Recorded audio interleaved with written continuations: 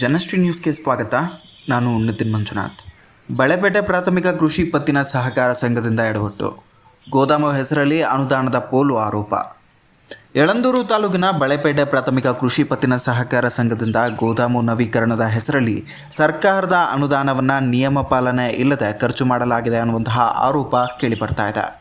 ತಾಲೂಕಿನ ದುಗ್ಗಹಟ್ಟಿ ಗ್ರಾಮದಲ್ಲಿ assessment number 258ರಲ್ಲಿನ ಹಳೆಯ ಕಟ್ಟಡವನ್ನು ಸಹಕಾರ ಸಂಘಕ್ಕೆ ಸೇರಿದ ಆಸ್ತಿ ಎಂದು ಹೇಳಿ ಲಕ್ಷಾಂತರ ರೂಪಾಯಿ ಅನುದಾನವನ್ನು ಖರ್ಚು ಮಾಡಿ ನವೀಕರಣ ಮಾಡಲಾಗಿದೆ ಎನ್ನಲಾಗ್ತಾ ಇದೆ.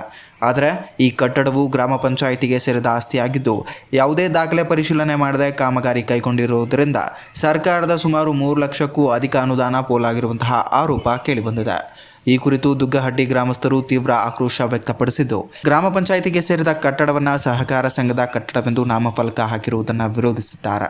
ಸಂಬಂಧಿಸಿದ ಸಹಕಾರ ಇಲಾಖೆಯ ಅಧಿಕಾರಿಗಳು, ಪ್ರತಿನಿಧಿಗಳು ಸ್ಥಳ ಪರಿಶೀಲನೆ ನಡೆಸಿ ಸೂಕ್ತ ಕಾನೂನು ಕ್ರಮವನ್ನು ಕೈಗೊಳ್ಳಬೇಕು ಎಂದು ಗ್ರಾಮಸ್ಥರು ಆಗ್ರಹಿಸಿದ್ದಾರೆ. ಇದೇ ವೇಳೆ ಕಾಮಗಾರಿಗೆ ಸಂಬಂಧಿಸಿದಂತೆ ಟೆಂಡರ್ ಪ್ರಕ್ರಿಯೆ ನಡೆಸದೆ ಹಾಗೂ ಮೇಲಾಧಿಕಾರಿಗಳ ಅನುಮತಿ ಪಡೆಯದೆ ಅನುದಾನವನ್ನು ಖರ್ಚು ಮಾಡಲಾಗಿದೆ ಎಂಬ ಆರೋಪವೂ ಕೇಳಿಬಂದಿದೆ. ಈ ಬಗ್ಗೆ ಸಹಕಾರ ಇಲಾಖೆಯ ಮೇಲಾಧಿಕಾರಿಗಳು ಮೌನ ವಹಿಸಿರುವುದಾಗಿ ಗ್ರಾಮಸ್ಥರು ಆರೋಪಿಸುತ್ತಿದ್ದಾರೆ. ಈ ಸಂಬಂಧ ಸಮಗ್ರ ತನಿಖೆ ನಡೆಸಿ ತಪ್ಪಿತಸ್ಥರ ವಿರುದ್ಧ ಕ್ರಮ ಕೈಗೊಳ್ಳಬೇಕು ಎಂದು ಸ್ಥಳೀಯರು ಒತ್ತಾಯಿಸಿದ್ದಾರೆ. ಈ ಬಗ್ಗೆ ಗ್ರಾಮಸ್ಥರು ಹಾಗೂ ಅಂಬೇಡ್ಕರ್ ಸೇನಾ ಜಿಲ್ಲಾಧ್ಯಕ್ಷರಾದಂತಹ ಮಾದೇಶ್ ಅವರು ಮಾತನಾಡಿದ್ದಾರೆ. ನೋಡ್ಕೊ ಬನ್ನಿ.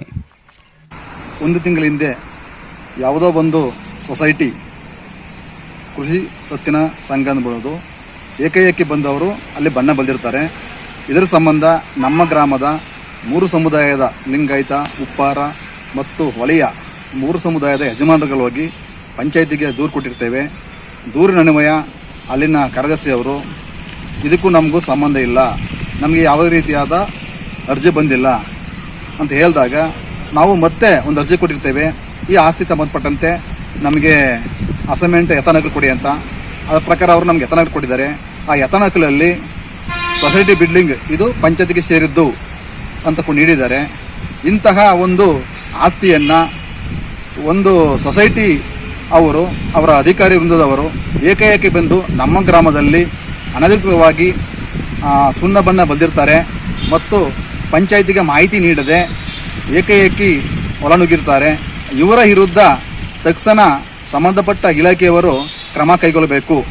ಹಾಗೆ ಈ ಆಸ್ತಿಯನ್ನು ನಮ್ಮ ಗ್ರಾಮದ 3 ಸಮುದಾಯದ ಯಜಮಾನರುಗಳು ಮತ್ತು ಗ್ರಾಮಸ್ಥರು ಪಂಚಾಯಿತಿಯ ಮುಖಾಂತರ ಇದು ನಮ್ಮ ಗ್ರಾಮಕ್ಕೆ ಸೇರಿದ್ದು, ಯಾವುದೇ ಕಾರಣಕ್ಕೂ ಇದು ಬೇರೆ ಒಂದು ಸೊಸೈಟಿಗೆ ನೀಡಬಾರ್ದೆಂದು ನಾವು ಮನವಿ ಸಹ ಕೊಟ್ಟಿದ್ದೇವೆ.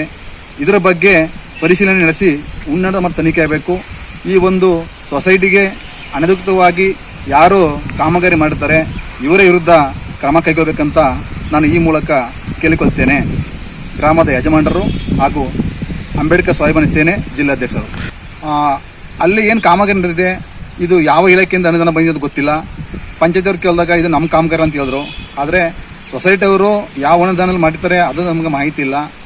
DR ಸಂಬಂಧಪಟ್ಟ ಆಫೀಸರ್ ಸುಧಾ ನಮಗೇನು ಮಾಹಿತಿ ನೀಡಿಲ್ಲ. ಇದು ಅನುದಾನ ಸರ್ಕಾರದ್ದೋ ಅಥವಾ ಸೊಸೈಟಿದೋ ಅಥವಾ ಗ್ರಾಮ ಪಂಚಾಯತ್ದೋ ಮಾಹಿತಿ ಇಲ್ಲ. ಇದ್ರ ಬಗ್ಗೆ ಸಹ ತನಿಖೆ ಆಗಬೇಕು. ಇದೇ ರೀತಿಯ ನಿರಂತರ ಅಪ್ಡೇಟ್ಗಳಿಗಾಗಿ ನೋಡ್ತಾ ಇರಿ ಜನಶ್ರೀ ನ್ಯೂಸ್.